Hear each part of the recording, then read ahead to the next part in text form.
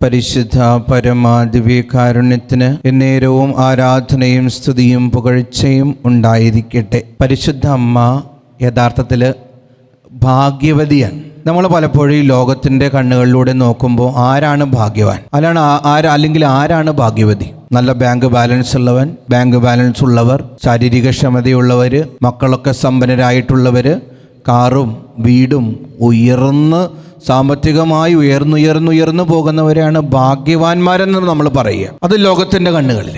പക്ഷെ ദൈവത്തിൻ്റെ കണ്ണുകളിൽ ആരാണോ ദൈവം കൂടെയുള്ളത് അവരാണ് ഭാഗ്യവാന്മാർ.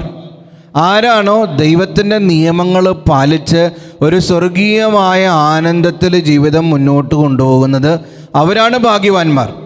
ഈ ലോകത്തിലെ സമ്പത്ത് ദൈവം നൽകുകയാണെങ്കിൽ അത് അനുഗ്രഹപ്രദമാണ്.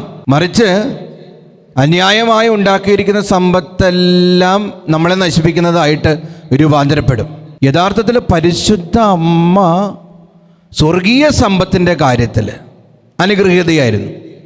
നമുക്കറിയാലോ, പരിശുദ്ധ അമ്മ വാർദ്ധക്യത്തിൽ മാതാപിതാക്കൾക്ക് ജനിച്ച ഒരു കുഞ്ഞാണ്.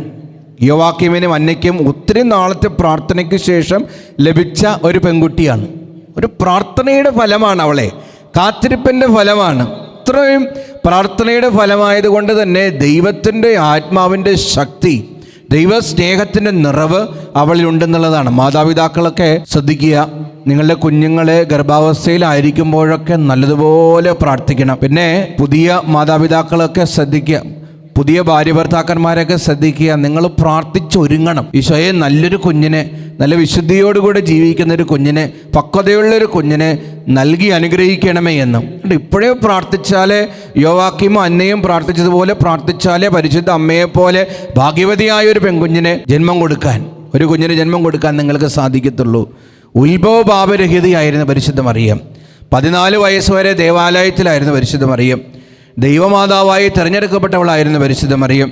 വിശുദ്ധനായ ഒരു ഭർത്താവിനെ ലഭിച്ചവളായിരുന്നു പരിശുദ്ധ കന്യാമറിയം. നിത്യകന്യകയായിരുന്നു, സഹരക്ഷകയായിരുന്നു, സ്വർഗാരോപിതയായിരുന്നു പരിശുദ്ധ കന്യാമറിയം. ദൈവം കൂടെ ഉണ്ടായിരുന്നത് കൊണ്ട് അനുഗ്രഹത്തിൻ്റെ മേൽ അനുഗ്രഹം. സഹനമില്ലെന്നല്ല, എല്ലാ സഹനങ്ങളും ഉണ്ടായിരുന്നു. പക്ഷെ ആ സഹനങ്ങളിൽ ദൈവം കൂടെ ഉണ്ടായിരുന്നു. ആ സഹനങ്ങളുടെ നടുവിലും ഞാൻ ഭാഗ്യവതി എന്ന് പ്രകീർത്തിക്കാൻ പരിശുദ്ധ അമ്മയ്ക്ക് സാധിച്ചു. അപ്പം നിങ്ങളും ദൈവം കൂടെയുള്ളവരായി മാറട്ടെ, ദൈവത്തോടു കൂടെ ജീവിക്കാൻ നിങ്ങൾക്ക് സാധിക്കട്ടെ. അങ്ങനെ സ്വർഗീയ ഭാഗ്യം നിങ്ങളിലേക്കും കടന്നു വരട്ടെ. ദിവ്യകാരുണ്യനാഥൻ നിങ്ങളെ അനുഗ്രഹിക്കട്ടെ. ഇന്ന് മെസ്സേജ് ബോക്സിൽ പരിശുദ്ധ അമ്മേ അനുഗ്രഹീതേ ഞങ്ങൾക്കായി പ്രാർത്ഥിക്കണമേ എന്ന് ടൈപ്പ് ചെയ്യുക.